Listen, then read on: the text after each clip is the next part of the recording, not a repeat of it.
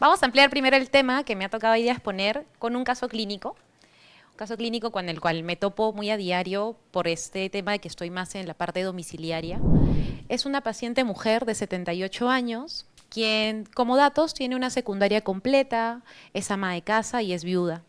Ella ya tiene un antecedente de cáncer de mama, ya diagnosticado hace un par de años y ya ha llevado diversos tratamientos, entre ellos una quimioterapia, radioterapia, ha estado con tratamiento endovenoso, oral. Sin embargo, hace 6 meses ya le hacen un diagnóstico de metástasis pulmonar y ósea.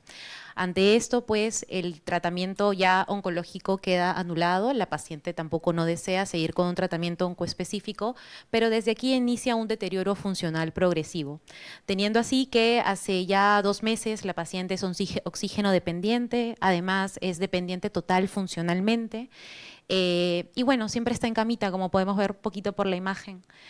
En estos últimos 4 meses ha tenido 3 ingresos, 2 de ellos ha tenido una hospitalización de 10 días aproximadamente, sobre todo para tratamiento antibiótico y bueno, para hacerle otros exámenes. Dentro de lo que es el contexto familiar, que es muy importante siempre averiguarlo, tengo que tiene su hija, que es su cuidadora principal, y tiene 2 hijos en el extranjero que inmediatamente que la paciente se pone mal dice, llévenle en emergencia ya mismo a mi mamá.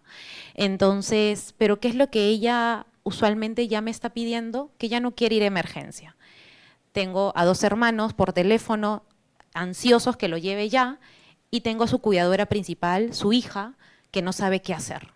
Ante esto me doy cuenta que solicitan esta evaluación, pero sobre todo me doy cuenta que no hay un plan. No hay un plan como tal anticipado en el cual pues he podido conversar antes con la familia o nadie conversó que esto podía pasar. Y desde hace ya 2 años, 6 meses que ya nos viene avisando la enfermedad que este deterioro funcional iba a ocurrir. Y sobre todo ya estas 3 hospitalizaciones que ya había tenido, pues también ya nos iba avisando. O sea, ya vamos teniendo muchas alertas en las cuales ya debimos haber conversado tal vez con los hijos en el extranjero, con la hija cuidadora principal, pero sobre todo con el paciente. Entonces, ¿qué me doy cuenta? ¿Qué me identifico? Una adulta mayor frágil, una enfermedad avanzada que es irreversible, múltiples ingresos, una funcionalidad deteriorada y las decisiones están en crisis en este momento. Y en ese momento, pues probablemente la hija lo que determine ante la presión es llevarla otra vez a la emergencia. Entonces, todo esto me lleva a pensar si en verdad estamos cuidando personas o en realidad lo único que estoy tratando es las complicaciones al final de la vida. Y tal vez es cierto que a veces nuestro mismo sistema de salud los empuja a las emergencias y no empuja a que más bien tomemos las decisiones anticipadas y estemos más centrados en una atención en la persona en este periodo tan importante que es la etapa final de la vida. Y los llamo a la reflexión para saber, bueno, algunos de ustedes en estos últimos 3 meses que han tenido este tipo de pacientes en etapa final, ¿cuántos de ellos han fallecido en el hospital? ¿Y cuántos de ellos han fallecido en el domicilio? ¿Y cuántos de ellos fue acorde a lo que plantearon o quisieron y añoraron para este último día? Entonces, dentro de lo que vamos a ver es un poquito sobre el tema de cómo siempre hablamos de que va avanzando en cantidad las personas que vamos que vamos envejeciendo y cómo hay ya organizaciones que están midiendo esto.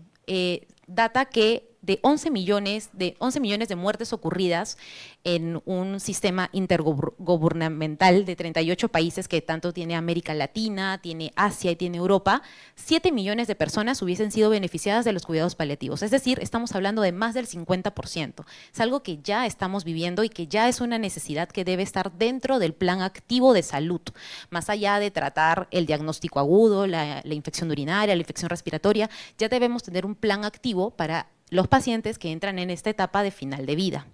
Para esto es que se han planteado 5 dimensiones. 5 dimensiones que podemos ver que tenemos que ver nosotros como médicos, pero también nuestro sistema de salud.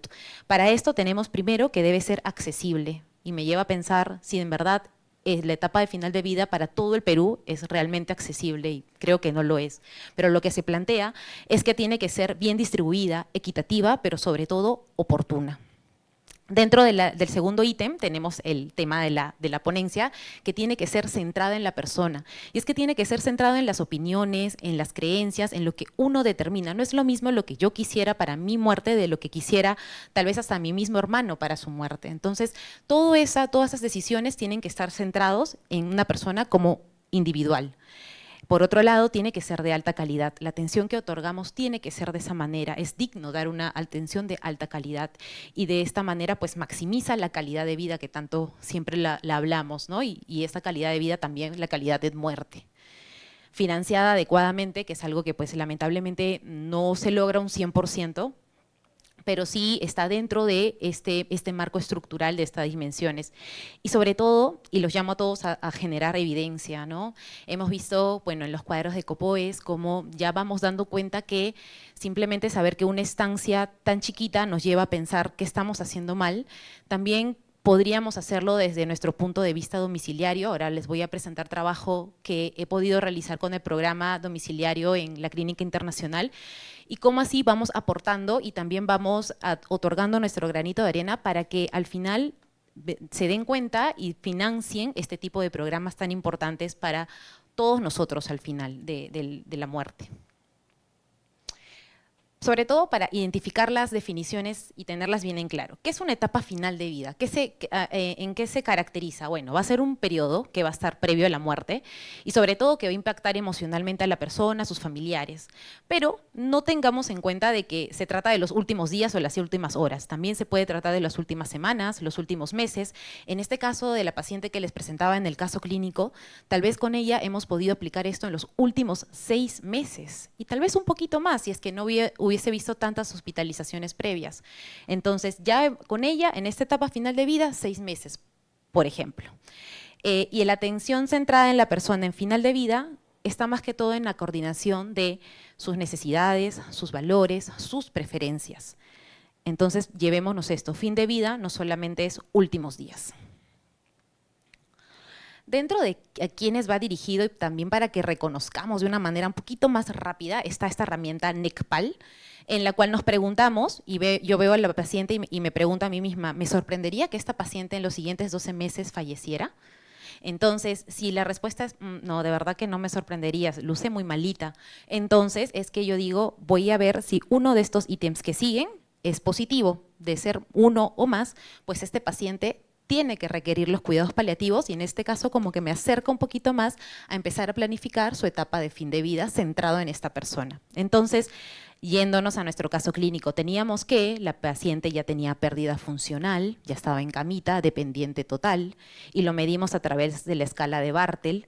Luego tenemos una pérdida nutricional, tenía hiporexia, probablemente había perdido peso en los últimos 6 meses, el uso de recursos en el cual ya había tenido 3 ingresos en los últimos 6 meses y tenía una enfermedad avanzada. Y me paro aquí un poquito enfermedad avanzada porque a veces también siempre tenemos como ejemplo la parte oncológica, ¿no? Pero también entramos con la parte no oncológica y por ahí la pregunta que hacía de cuál es la patología no oncológica que también vemos más, también dentro de la experiencia tengo muchas pacientes con demencias avanzadas que probablemente ustedes ya lo vean en casita con sonditas nasogástricas, gastrostomías, sondas Foley, UPPs, y con ellos probablemente también desde hace muchos meses antes o años antes hemos podido plantear esta etapa de fin de vida y plantear cuáles iban a ser nuestros objetivos. Es cierto, también tenemos pacientes con cirrosis hepáticas descompensadas, enfermedades respiratorias por fibrosis, enfermedades cardíacas también descompensadas o tal vez pacientes también renales en diálisis, que también ya deberíamos empezar a hablar de este tema de una manera, a través de las herramientas que les voy a dar, para que sea de la manera más empática y humana posible. Entonces, ¿a quiénes va dirigido? Afecciones avanzadas, progresivas e incurables, fragilidad general y que pues el riesgo de fallecimiento en los próximos 2 meses esté presente, afecciones preexistentes y corren el riesgo de morir por una crisis aguda, repentina por su afección o afecciones agudas que potencialmente mortales causadas por eventos catastróficos. Dentro del cuidado centrado en la persona en la etapa de final de vida, tenemos estos 5 pilares. Primero vamos a ir con las metas y valores.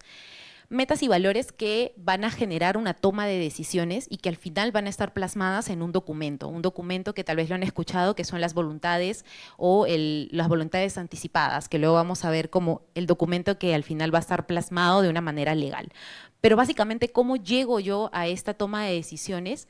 Pues primero informándoles, hablando, la comunicación, hablando de, por ejemplo, qué significa para usted la muerte, qué entiende usted por la enfermedad, qué expectativas tiene usted, quiere estar más en casa o tal vez quiere ir a otro lugar, quién quiere usted que lo cuide, usted desea sonda, usted desea tratamiento endovenoso, subcutáneo. Entonces desde antes ya podemos empezar a plantear esto, no en el momento recién de que llega el momento de crisis, como hemos podido ver en el caso clínico, recién empezar a plantear todos estos escenarios que probablemente pasen, y una o dos o tres, pero ya hablándolos anticipadamente, pues ya podemos tener las metas bien descritas y sobre todo escritas de manera pues puntual.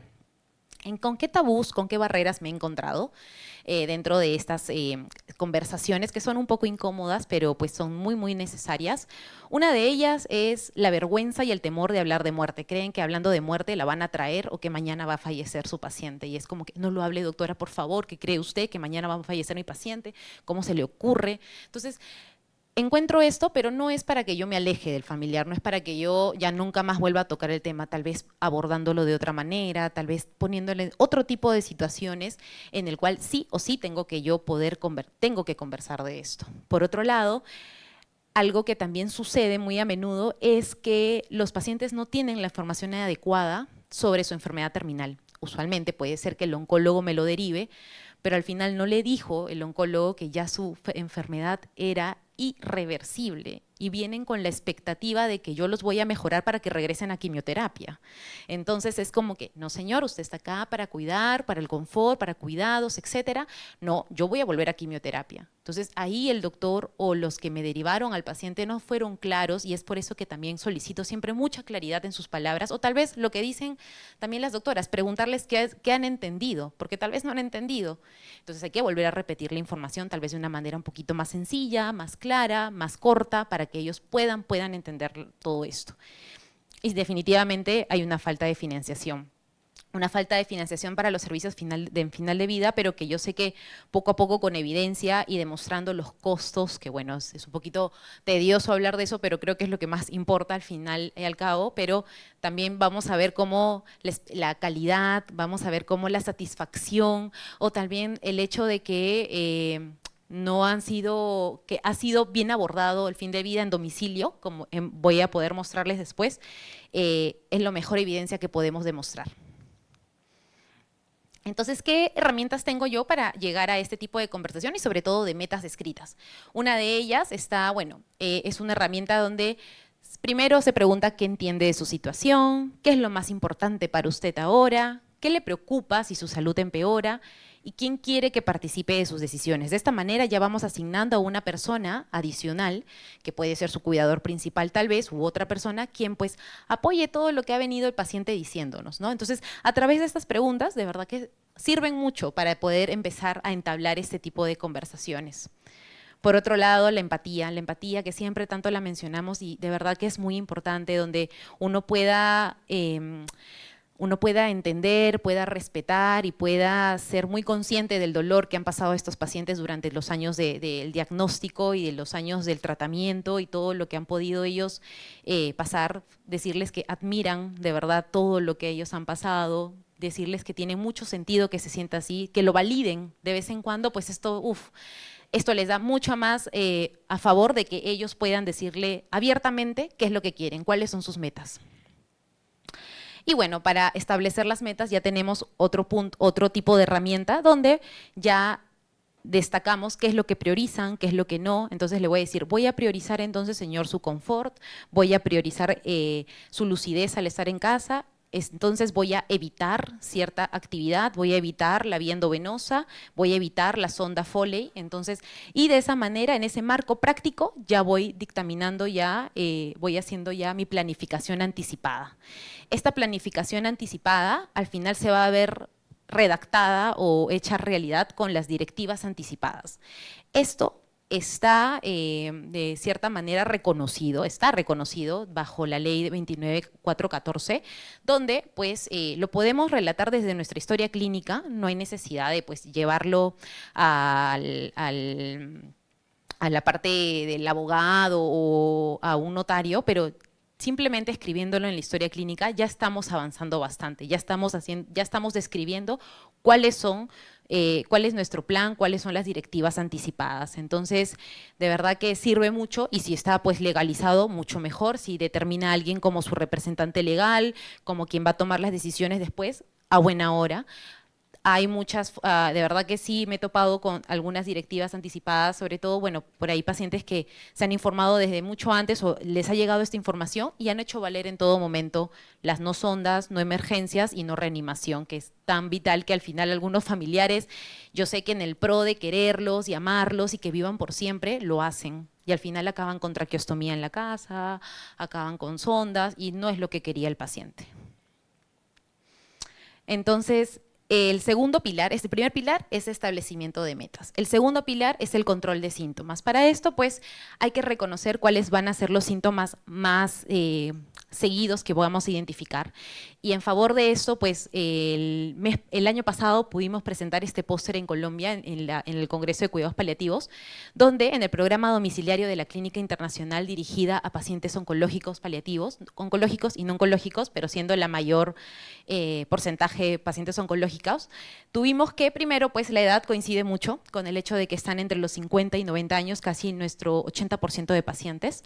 Por otro lado, la neoplasia que más también primaria, que más estuvo presente fue el sistema digestivo, pero algo que pudimos ver y fue bastante bueno es los síntomas que más prevalecen y esto también nos ayuda a tener estos medicamentos condicionales, saber y también ir hablándoles a los pacientes que probablemente usemos opioides, que no tengan miedo que se van a hacer adictos o que van a fallecer después de la colocación. Entonces, todos estos datos ya nos va condicionando y también va haciendo ver para los próximos pacientes qué es lo más común. El dolor en el 50%, la disnea en el 13% y las náuseas en el 10%. Por otro lado, las infecciones dentro del domicilio es algo que también ocurre y no es algo que deberíamos dejar pasar. Tenemos que usar antibióticos de acuerdo a la situación del paciente. Y en muchos de ellos hemos utilizado ceftriaxona o los carbapenems, entre ellos meropenem, ertapenem.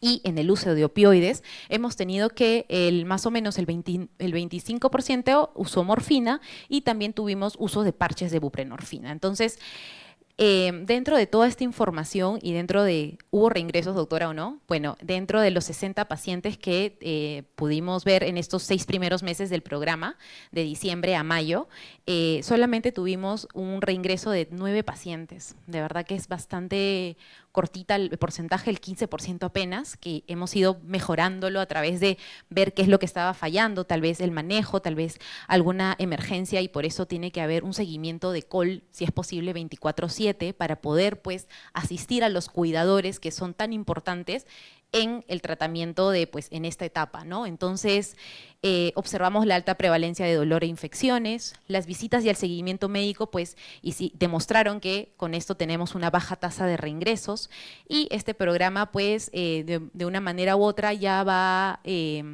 cerrando esta brecha, paliativa que tenemos aquí en el Perú. Esto nada más es en Lima actualmente, pero bueno, más o menos ya nos va acercando a datos más reales, ¿no? Y datos en los cuales nos enfrentamos día a día en los programas domiciliarios.